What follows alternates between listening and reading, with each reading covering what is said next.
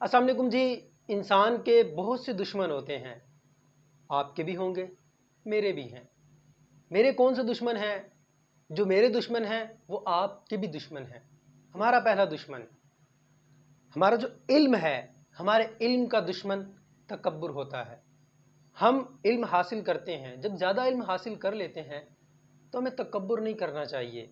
जो शख्स तकब्बुर करता है उसका इल्म फना हो जाता है, उसका इल्म ख़त्म हो जाता है, उसका इल्म उसके काम का नहीं रहता, उसका इल्म उसको फ़ायदा नहीं देता। दूसरा दुश्मन, ये दुश्मन बहुत ज़्यादा ख़तरनाक है और ख़ास तौर पर नौजवानों का बड़ा दुश्मन है, यानी कि गुस्सा। गुस्सा जवानों को बहुत ज़्यादा आता है। जब आप जवान होते हैं आपको गुस्सा बहुत ज़्यादा आता है और ये गुस्सा आपको बहुत ज़्यादा नुकसान भी देता है। हमें हर वक्त अपने गुस्से पर काबू पाना चाहिए, गुस्से को कंट्रोल करना चाहिए। इस गुस्से से हमारे बहुत से नुकसान होते हैं, अपने नुकसान से खुद बचा जाए, गुस्से पर कंट्रोल किया जाए। तीसरा दुश्मन, हमारे सब्र का दुश्मन लालच है। लोग लालच करते हैं, सब्र नहीं करते।